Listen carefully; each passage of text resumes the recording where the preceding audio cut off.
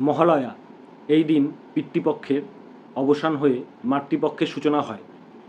তাই এই দিনটি পূর্বপুরুষেরা মর্ত্যলোকে নেমে আসে বংশধরের কাছ থেকে পিণ্ড এবং জল পাওয়ার জন্য, এবং এই দিন মাতৃপক্ষের সূচনা হয়। আর কয়েকদিন পরেই দেবী দুর্গা তার সন্তানদের নিয়ে বাপের বাড়িতে আসে। এই দিন তর্পণ করা হয় পূর্বপুরুষদের উদ্দেশ্যে এবং পিণ্ডদান করা হয়। এগুলো ছাড়াও আরও কয়েকটি সহজ টোটকা রয়েছে, যেগুলো করলে আপনারা আপনাদের সৌভাগ্য ফিরিয়ে আনতে পারবেন এবং আপনাদের জীবনে যত রকম দুর্ভোগ অর্থকষ্ট রয়েছে সেগুলিও কাটিয়ে ফেলতে পারবেন।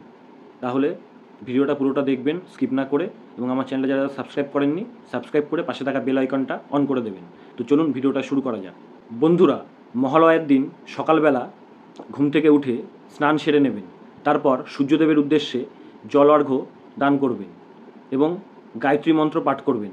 এটি করলে পূর্বপুরুষরা সন্তুষ্ট হয় এবং বংশধরদের আশীর্বাদ করেন। বন্ধুরা, মহালয়ার এই শুভ তিথিতে পূর্বপুরুষদের উদ্দেশ্যে দান করা উচিত। যে গরিব ভিক্ষুক বা গরিব বাচ্চাদের কিছু দান করবেন এবং এই দিন কাক, গরু, পিঁপড়েদের খাবার খাওয়াবেন। তাহলে পূর্বপুরুষরা অত্যন্ত সন্তুষ্ট থাকে। মহালয়ার দিন বাড়িতে শঙ্খ বাজাবেন। শঙ্খ বাজানো অত্যন্ত শুভ বলে মনে করা হয়। তাই মহালয়ার দিন সকালবেলা 3 বার এবং সন্ধ্যেবেলা 3 বার শঙ্খ বাজাতে হবে। 3 বারের বেশি বাজাবেন না। মহালয়ার দিন শঙ্খ বাজালে সংসারে সুখ ও সমৃদ্ধি বৃদ্ধি পায়। বন্ধুরা, মহালয়ার দিন অশ্বত্থ গাছে জল দান করবেন। জলের মধ্যে কালো তিল মিশিয়ে নেবেন। মনে করা হয় অশ্বত্থ গাছে প্রয়াত পিতৃপুরুষরা বাস করে, আর মহালয়ার দিন অশ্বত্থ গাছে যদি জলদান করেন তাহলে পিতৃপুরুষরা অত্যন্ত সন্তুষ্ট হয় এবং আপনার জীবনে যত রকম বাধা, সেই বাধা কিন্তু কেটে যাবে। এবং মহালয়ার দিন সন্ধ্যাবেলা অশ্বত্থ গাছের নিচে একটি মাটির প্রদীপে ঘি নেবেন। ঘি দিয়ে প্রদীপটি জ্বালাবেন। জ্বালিয়ে সেই প্রদীপটি সন্ধ্যাবেলায় সেই অশ্বত্থ গাছের সামনে রেখে দেবেন। মহালয়ার দিন থেকে শুরু করে পরপর 9 দিন সন্ধ্যাবেলা মাটির প্রদীপে ঘি দিয়ে প্রদীপটি জ্বালাবেন এবং সেটি আপনার বাড়ির সদর দরজার বাঁ দিকে রাখবেন।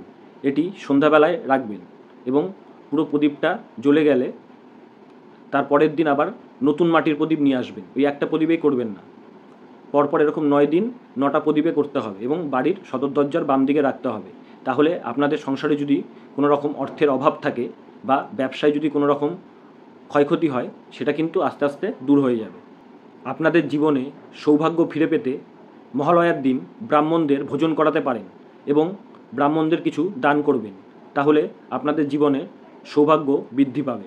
আপনাদের বাস্তুতে যদি কোনো রকম সমস্যা থাকে তাহলে মহালয়ার দিন সকালবেলা স্নান সেরে পরিষ্কার বস্ত্র পরিধান করে একটি তামার ঘটিতে গঙ্গাজল, তিল, আতপ চাল, দুধ, ঘি মিশিয়ে তার মধ্যে সাদা ফুল নেবেন।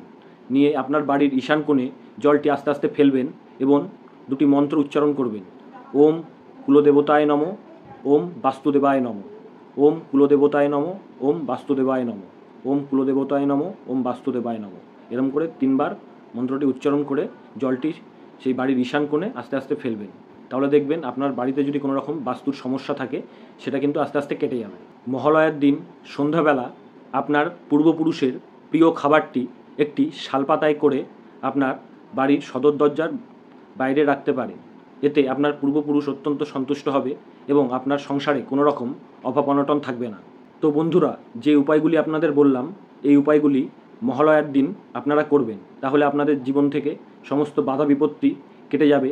আপনাদের পূর্বপুরুষের আশীর্বাদ যদি আপনাদের উপর থাকে, আপনারা সমস্ত কাজে সফল হবেন এবং সংসারে কোনো রকম অভাব থাকবে না এবং আর্থিক সংকট থাকলে সেটাও কেটে যাবে। তো বন্ধুরা, ভিডিওটা আজকে এতটাই। দেখা হবে আবার পরের ভিডিওতে। ততক্ষণ সবাই সুস্থ থাকবেন, ভালো থাকবেন।